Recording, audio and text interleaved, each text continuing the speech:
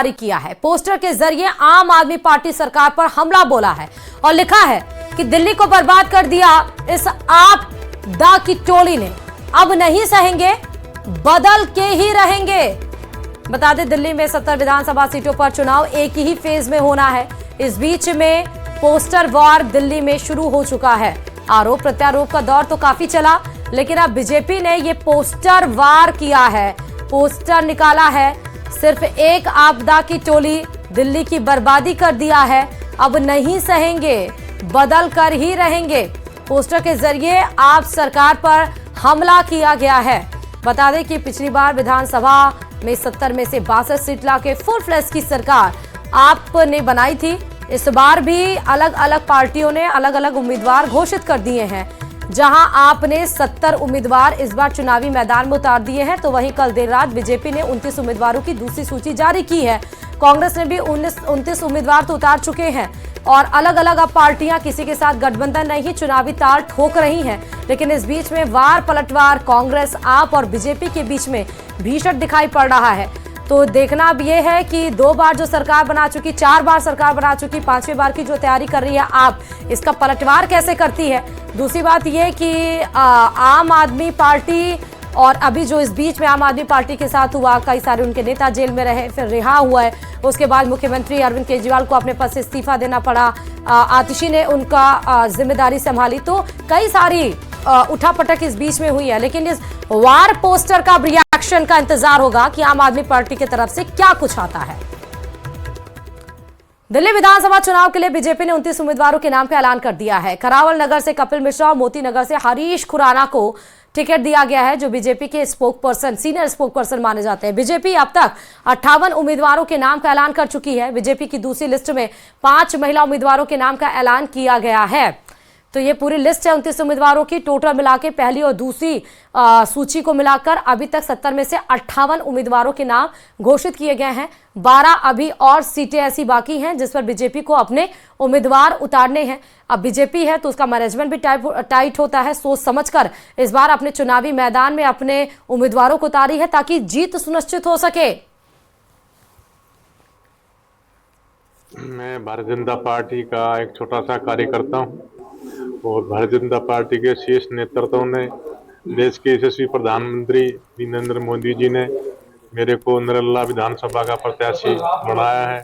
जो विश्वास जताया है कि छोटे से कार्यकर्ता के रूप में मेरे अंदर पार्टी ने, नेतृत्व ने, मैं पूरी जनता को और पार्टी के नेतृत्व को अब कोई विश्वास दिलाता हूँ कि मैं नरेला विधानसभा को जिता के पार्टी की झोली में डालूंगा।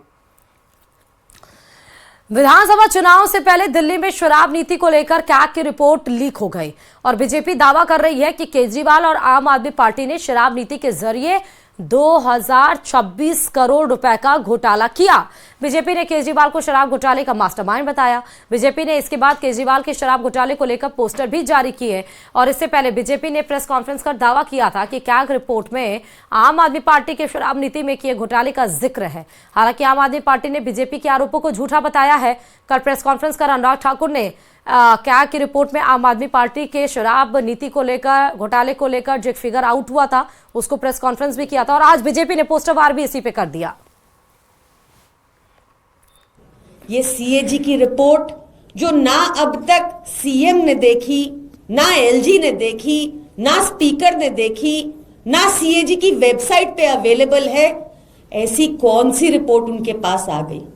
ये वही कागज है जो भाजपा अपने दफ्तर में मैन्युफैक्चर करती है। ये वही कागज है जिनकी कोई मान्यता नहीं, नकली कागज बनाती है भाजपा और उन पे आरोप लगाकर भाग जाती है भाजपा। महाभ्रष्ट केजरीवाल ने दिल्ली की जनता को भी लूटा है और उसका स्पष्ट प्रमाण दिख रहा है कि दिल्ली की कैग की रिपोर्ट बता रही है कि किस तरह दिल्ली को लूटा गया।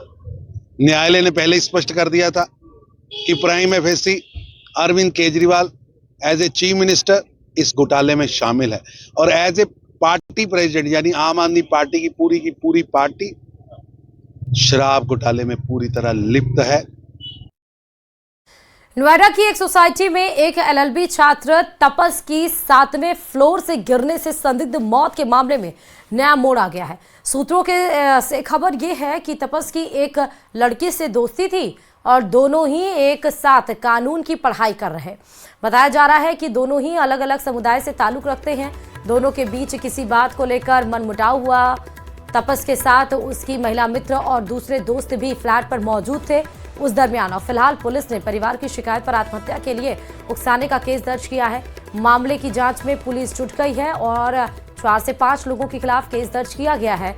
कुछ लोगों को हिरासत में लेकर पूछताछ भी की जा रही है।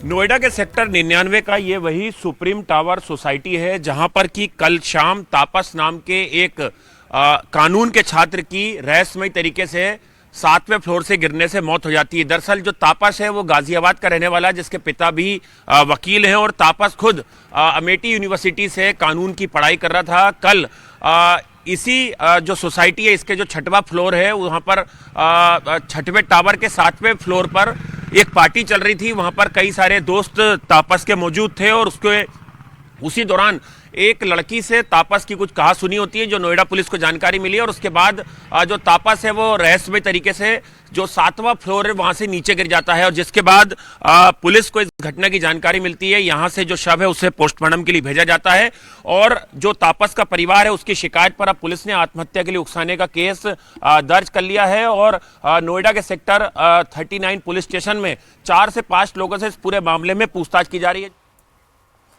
प्रधानमंत्री नरेंद्र मोदी कल जम्मू कश्मीर में जेड मोड टनल का उद्घाटन करने वाले हैं। पीएम के दौरे को ध्यान में रखते हुए पूरे इलाके की सुरक्षा बढ़ा दी गई है। पीएम मोदी के दौरे से पहले जम्मू कश्मीर के मुख्यमंत्री उमर अब्दुल्ला ने टनल का दौरा किया और उसकी तस्वीरें शेयर की और एक्स पर लिखा कि प्रधानमंत्री नरेंद्र मोदी जी के सोमवार के दौरे की तैयारियों की समीक्षा करने के लिए सोनमर्ग का दौरा किया। जेड मोड सुरंग के उद्घाटन से सोनमर्ग पूरे साल पर्यटकों के लिए खुला रहेगा। सोनमर्ग अब एक बेहतरीन स्की रिजॉर्ट के रूप में विकसित होगा, जिस पर पीएम मोदी ने लिखा कि मैं सुरंग के उद्घाटन के लिए जम्मू कश्मीर के सोनमर्ग की अपनी यात्रा का बेसब्री से इंतजार कर रहा हूं। आपने पर्यटन और स्थानीय अर्थव्यवस्था के लिए इसके लाभों की सही बात कही है। साथ ही हवाई तस्वीरें और वीडियो भी बहुत पसंद आए। फिलहाल इस जगह को आम लोगों के लिए बंद कर दिया गया है। जम्मू कश्मीर पुलिस, अर्धसैनिक बल और सेना के जवानों के उद्घाटन समारोह के मद्देनजर मुस्तैदी है। कार्यक्रम के सुचारू संचालन के लिए यहां लगातार गश्त की जा रही है। खबर है कि टनल के उद्घाटन के साथ पीएम मोदी एक रैली को भी संबोधित कर सकते हैं। मैं इस वक्त सोनमार्ग के गगनगिर इलाके में हूं। यहां पर 13 जनवरी को प्रधानमंत्री Narendra Modi Z mode tunnel का उद्घाटन करेंगे।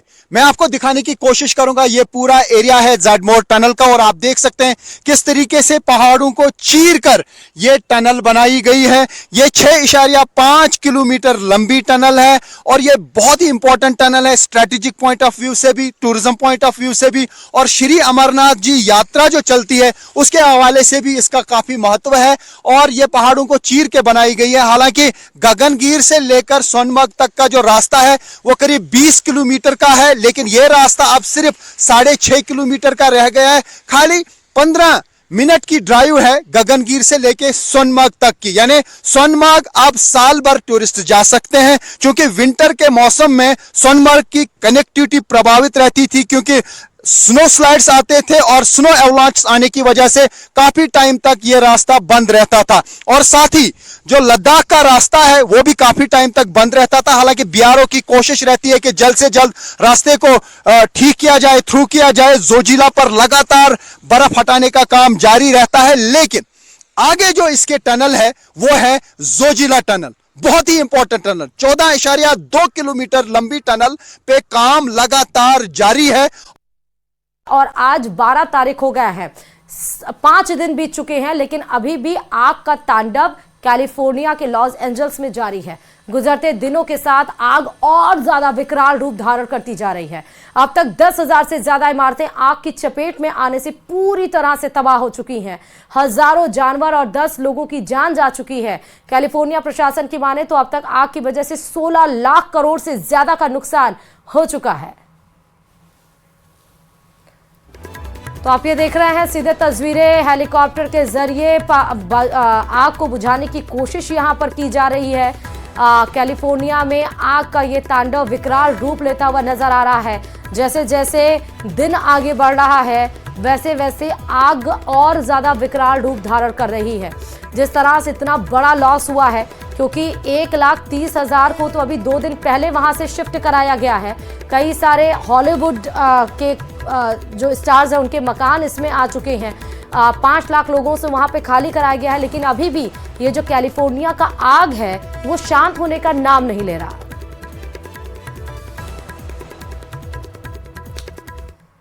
फिल्मों में आपने तस्करी के एक से एक बढ़कर तरीके देखे होंगे, लेकिन रियल लाइफ के तस्कर भी कुछ कम नहीं है। इंदौर में तो एक लेडी तस्कर ने ड्रग्स की तस्करी के लिए ऐसा तरीका आजमाया कि सब दंग रह गए। वो ड्रग्स पैडलर बुरके में करती थी ड्रग्स की तस्करी। देखिए report. Rajasthan to MP, peddler का प्लान, तस्करी का नया तरीका, ड्रग्स अंडर बुर्का। वो बुर्के में आती है किसी आम लड़की की तरह। शक तो दूर, कोई सोच भी नहीं सकता था कि उसका इरादा क्या है। 1 साल तक वो पुलिस को चकमा देती रही, लेकिन कहते हैं ना कि कानून के हाथ लंबे होते हैं। वो बुर्के वाली भी पकड़ी गई, उसके खेल का पर्दाफाश हो गया। ये तस्वीरें देखिए। बुर्के में नजर आ रही इस युवती का नाम आयशा है, ड्रग्स तस्कर आयशा। जी हाँ, ये एक ड्रग्स पैडलर। इसने तस्करी का अनोखा तरीका निकाला था। आयशा अपने बुर्के में छिपाकर ड्रग्स की तस्करी करती थी। बुर्के की आड़ में ये बेखौफ होकर इंदौर में ड्रग्स की सप्लाई करती थी।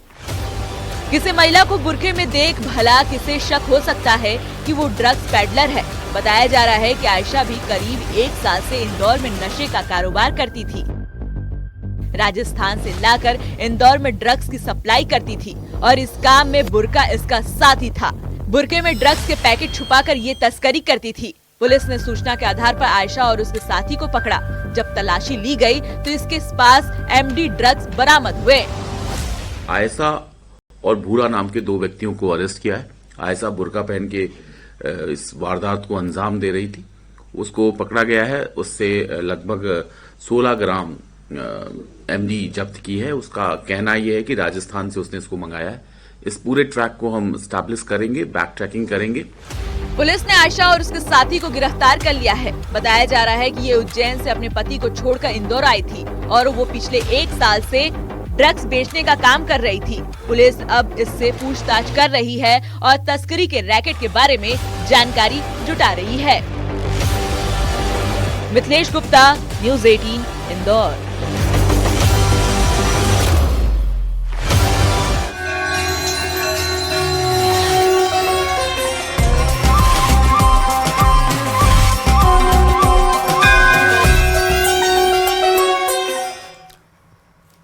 महाकुंभ 2025 तीर्थराज प्रयागराज में आस्था और संस्कृतियों का महासंगम होने वाला है।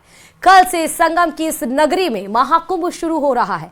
संतों के अखाड़े लगातार कुंभ में अपनी छावनी में प्रवेश कर रहे हैं और इसी क्रम में आज उदासीन परंपरा के अखाड़े श्री पंचायती अखाड़ा बड़ा उदासीन निर्वाण का छावनी प्रवेश होगा।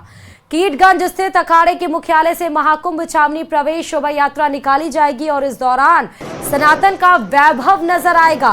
बैंड बाजे के साथ अखाड़े के मंडलेश्वर और दूसरे साधु संत रथों पर सवार होकर निकलेंगे। इसी के साथ ही महाकुंभ में छावनी प्रवेश पूरी हो जाएगी। महाकुंभ में छावनी प्रवेश के बाद धर्म ध्वजा स्थापित होगी।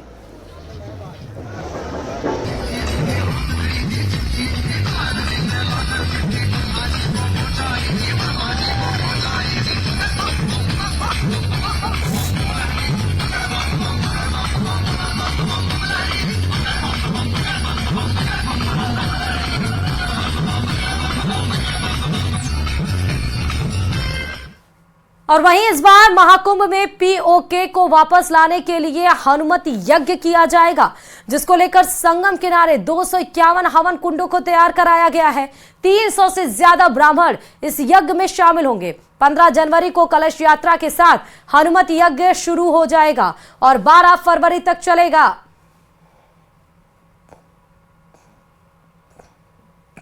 सर, हमारे गुरुदेव जगत गुरु तुलसी पीठाधीश्वर रामभद्राचार्य जी का एक संकल्प था कि वो 1008 कुंडी यज्ञ करवाते आ रहे हैं पिछले 3 वर्षों से।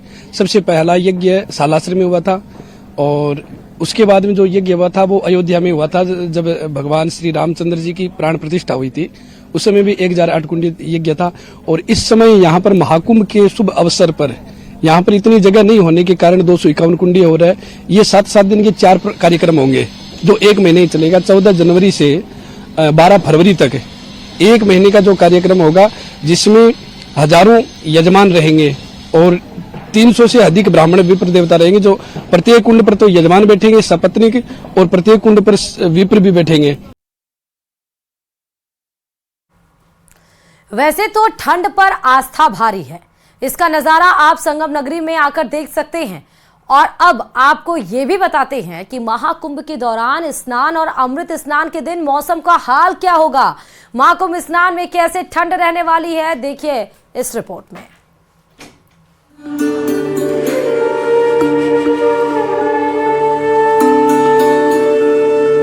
संगम की रेती पर लगने वाले आस्था के सबसे बड़े मेले यानी महाकुंभ में श्रद्धालु पवित्र नदी में डुबकी लगाएंगे।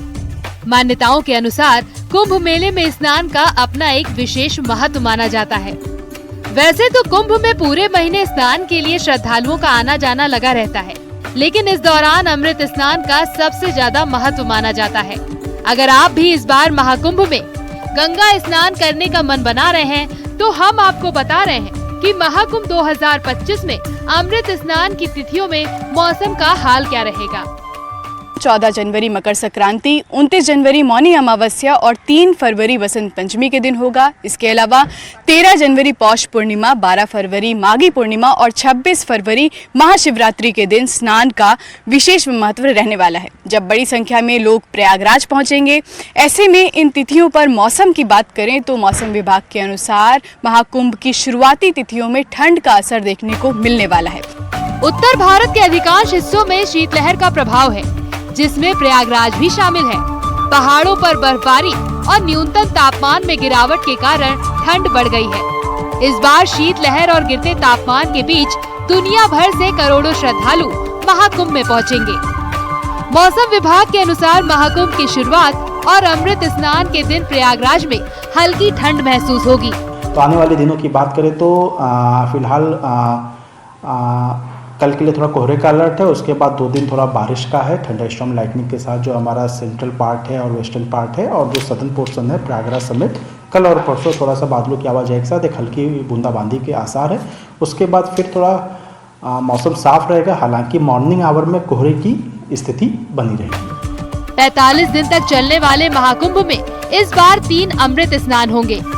इसके अलावा 3 ऐसी तारीख होंगी जिस पर स्नान करना भी काफी शुभ है। जहां तक स्नान की बात है तो 13 जनवरी को पौष पूर्णिमा पर महाकुंभ का पहला स्नान होगा और 14 जनवरी को मकर संक्रांति पर पहला अमृत स्नान, 29 जनवरी को मौनी अमावस्या के दिन दूसरा अमृत स्नान और 3 फरवरी को बसंत पंचमी के दिन तीसरा अमृत स्नान होगा।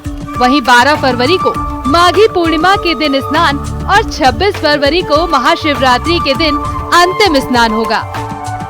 प्रयागराज में संगम, हरिद्वार में गंगा नदी, उज्जैन में शिप्रा नदी और नासिक में गोदावरी नदी पर महाकुंभ का आयोजन होता है। इस बार प्रयागराज में सनातन का सबसे बड़ा मेला लगा है। प्रयागराज में पूरे देश से श्रद्धालु आस्था की डुबकी लगाने के लिए पहुंचते हैं। यहाँ तक कि विदेशों में रहने वाले हिंदू धर्म के लोग भी महाकुंभ में शामिल होने के लिए आते हैं। Bureau report, news 18। और चलिए अब आपको बड़ी खबर टोक्यो